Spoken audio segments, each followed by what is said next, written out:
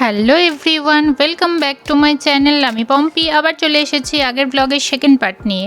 আমি জানি তোমরা সবাই খুব ভালো আছো, আর কথা না বাড়িয়ে চলে আসি সোজা আমার ভিডিওতে। আগের দিন বলেছিলাম আমরা একটা জায়গায় যাচ্ছি, আর যেটা আমাদের মেয়েকেও আমরা জানাইনি আগে থেকে। কিন্তু জানো তো, পার্টিকুলার এই রাস্তাটা না ওর ভীষণ চেনা, কেননা ও রোজ দুবেলা এই রাস্তা দিয়ে দুবার করে যাতায়াত করে। এটা ছিল অ্যাকচুয়ালি ওর স্কুলের একদম ঠিক পিছন দিকের রাস্তা। তো এখানে একটা সাইকেলের দোকান আছে, আমরা এখন সেখানেই চলে এসেছি আমাদের মেয়ের একটা সাইকেল কিনবো বলে। আর সৌভিক আর আমি ঠিক করেছিলাম ওকে সারপ্রাইজ দেবো, তাই ওকে আগে থেকে আর কিছু জানাইনি আমরা। দোকানটার নাম ছিল 99 বাইকস। সৌভিক আর আমি অবশ্য এসে আগে একদিন দেখে গিয়েছিলাম। তো দোকান থেকেই ওনারা আমাদের বলেছিলেন যে আমরা যেন মেয়েকে সঙ্গে করে নিয়ে এসে তবেই কিনি, তাহলে ওনারা ওর প্রপার সাইজটা দেখে নিতে পারবেন, সেইভাবে সাইকেলটা ওকে ফিটিংস করে দিতে পারবেন। না উল্টে যাবি।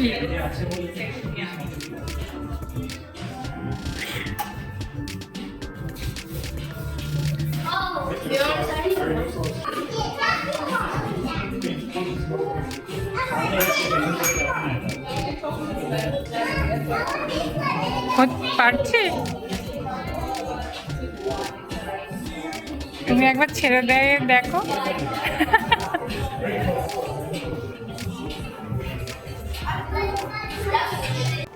এই দোকানটার ভিতরে এসে না সেই বাঁশবাগানের ডোমকানার মতো অবস্থা হয়। এত সুন্দর সুন্দর এনাদের সাইকেলের কালেকশন যে কোনটা ছেড়ে কোনটা নেবো সেটাই ভেবে পাওয়া যায় না। তো যাই হোক, অনেকগুলো সাইকেল দেখার পর ওর পছন্দ হয়েছে এই সাইকেলটাই।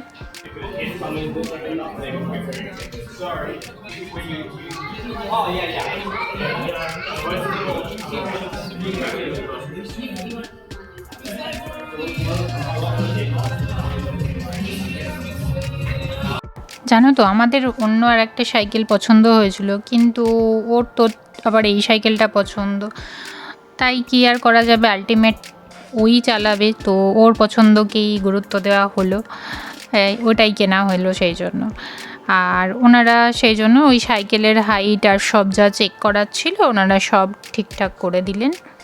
কিন্তু আমার মেয়ে তো সেই অর্থে কোনো দিন সাইকেল চালানোর সুযোগ পায়নি, তাই ওনা ঠিকমতো ব্যালেন্সটা করতে জানে না, আর সেই জন্যই সৌভিক ধরেছিল।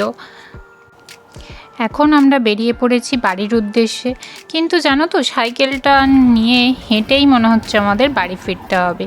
এখানে তো হেলমেট ছাড়া সাইকেল চালাতেই দেবে না, তার ওপরে ওর সাইকেলে ট্রেনিং হুইলসও লাগানো নেই। যদিও সবই এনাদের দোকানে পাওয়া যায়, কিন্তু এখানে দামটা অনেকটা বেশি। আগে বললাম না, আমি আর সৌভিক এসে একদিন দেখে গেছিলাম, আর তখনই সৌভিক সব জিনিস অনলাইন অর্ডার করে দিয়েছিল। এই যে আমরা এখন প্রায় বাড়ির কাছাকাছি চলে এসেছি। এটা হচ্ছে আমাদের বাড়ির সামনের পার্ক, তাই সৌভিক বলল এখানে একটু সাইকেলটা ওকে চালিয়ে নিতে, আর সৌভিক ধরে আছে। এখানে চালাতে গেলে হেলমেটটা না পরলেও চলবে, কিন্তু রাস্তায় নামলে হেলমেট তোমার মাস্ট, সেজন্য ও এখানে একটু প্র্যাকটিসটা করে নিচ্ছে।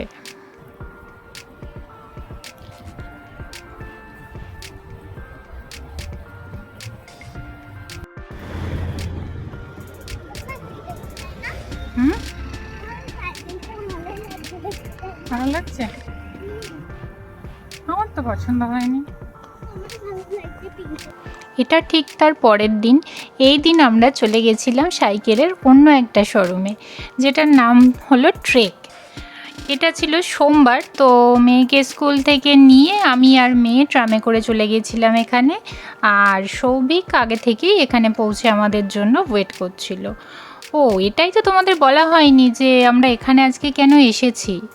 কারণ আজ নেব আমার জন্য একটা সাইকেল, যেটা সৌভিক আগেই অনলাইন অর্ডার করে রেখেছিল, কিন্তু ডেলিভারিটা ওদের শোরুম থেকেই নিতে হতো। আমাদের বাড়ির কাছাকাছি এটাই ছিল ওদের নিয়ারেস্ট শোরুম, তাই আমরা এখান থেকেই ডেলিভারিটা নেব বলে ঠিক করেছিলাম। আবার সেই পার্কটা নিশ্চয়ই এবার তোমরা চিনতে পারছো। হ্যাঁ, এটাই সেই আমাদের বাড়ির কাছের পার্ক। এখানে এসে তাই আমিও একটু সাইকেলটা চালিয়ে নেবার সুযোগ পেলাম।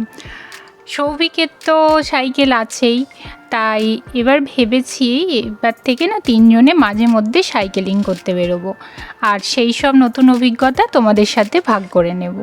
ও হ্যাঁ, আমার মতো তোমরাও কে কে সাইকেলিং করতে ভালোবাসো কমেন্ট করে জানিও কিন্তু। আজ তাহলে ভিডিওটা এখানেই শেষ করছি।